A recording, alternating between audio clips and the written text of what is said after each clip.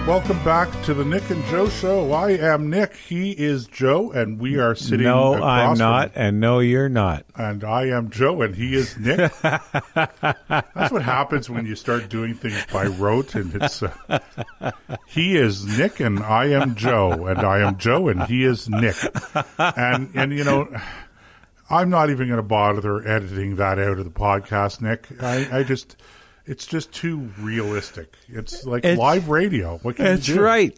It's you know, if you hadn't picked that up, I wouldn't have noticed. I know. That's what I was laughing at. Somebody would have. I don't know. You said it so smoothly that you obviously didn't realize what you just said. Robert would have picked it up and sent you an email. Yes, Robert would have said, by the way. Yes. By the way, Robert, shout out to our friend Robert, a loyal listener, and not in the chat room. Although he has popped in from time to time over the past couple of years. Yeah, what is that? Why does he's such a loyal fan. Why doesn't he join us in the chat room? It's okay. It's okay. We have a special relationship with you, Robert, and we appreciate your loyalty. Seriously. Yes, we do. No joking there. We appreciate all our fans' loyalty. We do. And, we've had talk about a superheated housing market. We had a superheated chat room tonight. Yeah, we are way ahead of where we would normally be in the comments section. So it's been lively. We appreciate all of your input as well. And, you know, even when you're talking about issues that have nothing to do with the discussion we're having. But you know what? That's air. What makes it fun. You look at the comments, go, what are they talking about? It doesn't matter. They're there. It's a little subculture community all unto itself. And we're glad to water it and make it grow. Yes. So. And we cannot, and just as a comment to Marin, a response to Marin, who has written, Robert, ? We can't reveal Robert's true identity. That's right. But he's listening, or he'll be listening to the podcast. We're not authorized. And he is a loyal listener. So, and we're not, as you are, Marin, we appreciate you as well. That's right. But we're not authorized to tell you who Robert is. Anyway, inch by inch, row by row. Yeah, that's my garden. I always did like that song. Clancy and Macomb did a song years ago called The Garden Song. It's kind of cute little tune. Kids all like it. Okay. Anyway, one of the things I wanted to do with this segment was just have a little bit of fun, because it's been a pretty intense show to this point. And I thought, you know what? You know, a lot of people will go get their fortunes read, or they'll get a crystal ball reading or something. I don't believe in any of that stuff. I don't think we're supposed to know what the future is, because if we did, we'd really make a mess. Look at what we make. Look at the mess we make not knowing what the future holds. Can you imagine if we saw what the future was going to be and tried to change it? Oh, boy, what a mess. Anyway, but it's fun to speculate about that once in a while. So what I thought I'd propose is that we could have a conversation built around, what do you think the world is going to be like in 5 years? Now, I did some research on this, and there's all kinds of different threads you could go down. So what I decided to do... I'm just holding up my hand. I know. You guys can't see that. Okay. That's why I stopped. I just want to establish some very important ground rules right now. Okay, because I'm assuming that you guys are going to participate in this to a degree in the chat room.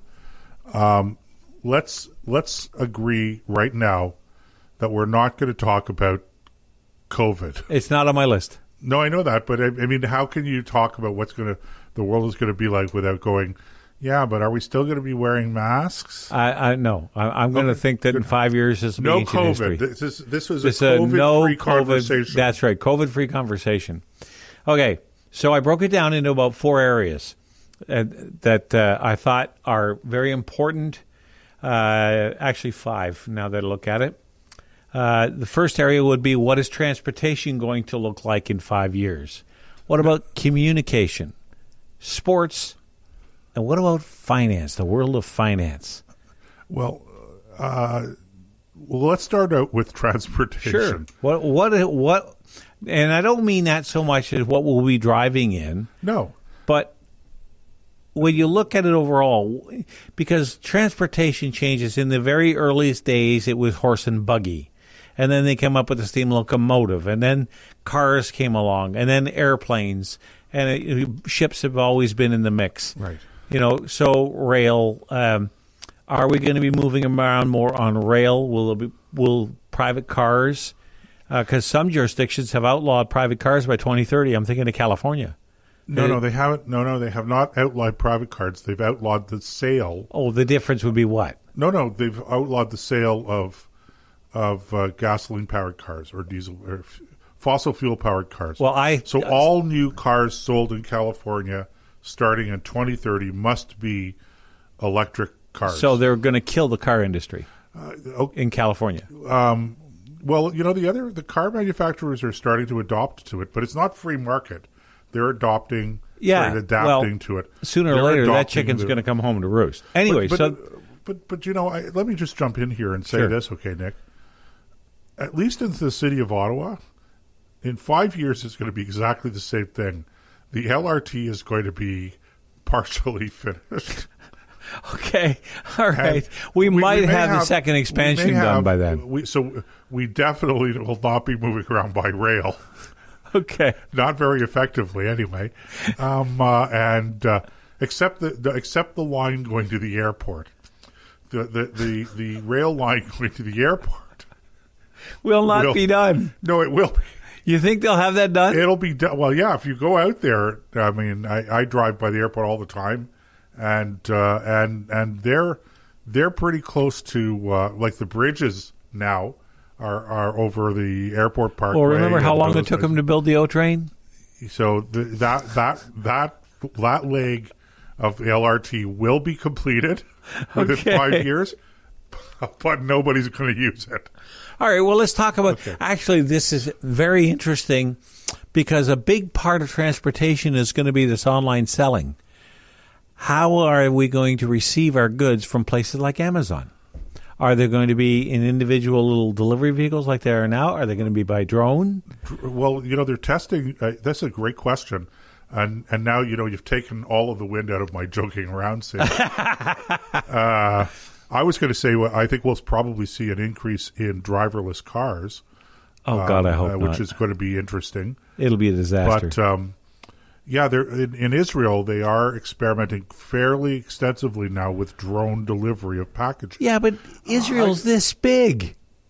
It's teeny. Well, size. Who cares? It's the concentration in this case, not the size.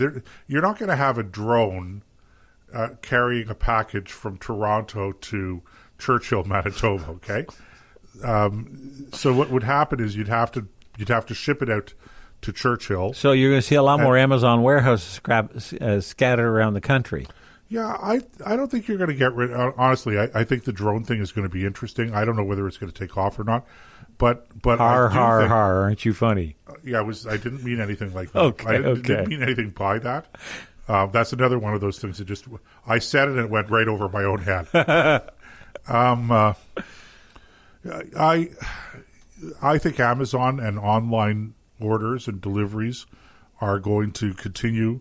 I think we've sort of had a breakthrough with that. Yeah. Now with all of this COVID stuff, I know I said no mention of COVID, but the reality is that there's an awful lot of online purchasing. Yep. I know that I myself have increased my online purchasing significantly in the last 12 months. Not that I was ever afraid to do it, but I'm finding that stuff that I would normally go into, for instance, an office store or an electronics store or something like that to purchase, I'm more likely to do it online now.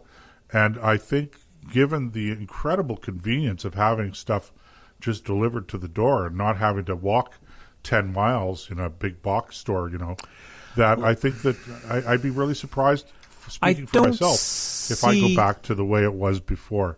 So I think in that respect, that's a significant and permanent change. I don't see the end of brick and mortar, though, because there's a lot of people like me, and not just old fogies like me, like the tactile personal experience. Like if I go in to buy tires, I can order them online, and they could be delivered. But I want to go and I want to see what I'm buying before I lay my money down. Well, shopping is more than just purchasing goods. Yeah, exactly. It's the entire experience of shopping. It's like if I go for tools.